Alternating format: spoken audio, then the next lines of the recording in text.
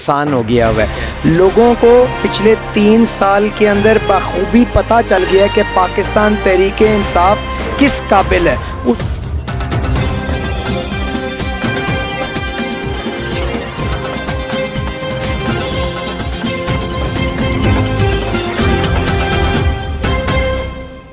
अली भाई, आप मुझे बताइएगा कि आप हमारे इस टाइम इलाके में लोगों को क्या उम्मीदें दिलवाते हैं, क्योंकि हर एक जो इलेक्शन में लोगों को उम्मीदें दिलवाई जाती हैं वो पूरी नहीं की जाती, कभी भी ऐसा नहीं हुआ।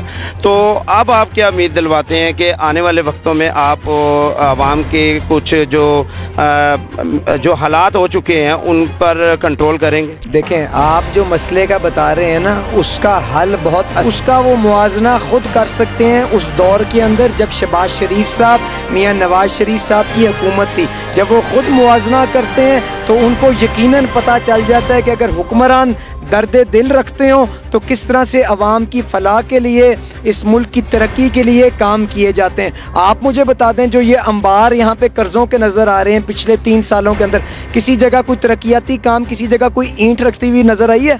अगर नहीं है तो आपका क्या ख्याल है कि जो लोग यहाँ पे हमारी बात सुनने के लिए आते हैं वो शऊर नहीं रखते? वो क्या ये तफरीक नहीं कर सकते कि कौन सा हुक्मरान कितनी खिदमत पहले कर चुका है और कौन कंटेनर पे क्या बात करता था और आज क्या करके दिखा रहा है हमें? तो लोग ये सब जानते हैं। और इंशाल्लाह 5 दिसंबर को जो ये मैदान छोड़ के भागे हैं ना, उसके पीछे आधी वजह भी यही है कि ये अवाम के मैदान में जाके उनका सामना नहीं कर सकते। अब जबकि ये लोग आपके मैदान में तो मौजूद है नहीं, अब आप ही हैं, तो क्या समझते हैं कि आपकी जीत यकीनी है?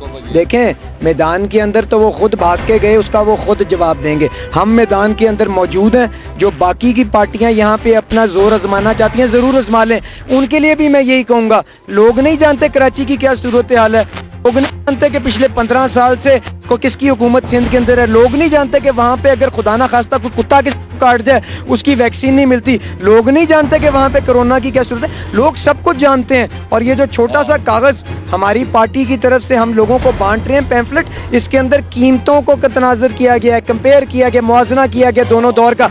आप लोगों को, जब हमारी माएँ बहनें बाज़ारों में जाती हैं, रोज़ ये चीज़ें ख़रीदती हैं, तो आपका क्या ख्याल है, रोज़ मियाँ नवाज शरीफ को याद नहीं करती? क्या आप समझते हैं कि चीनी 1 किलो ये 53 रुपये पहले थी, अब 143 है, तो क्या आपकी हुकूमत आने पर ये 53 हो सकेगी? आप कर सकेंगे? मैं आपसे सवाल करता हूँ, गन्ने की कीमत जो हम किसान को देते हैं वो वहीं की वहीं है।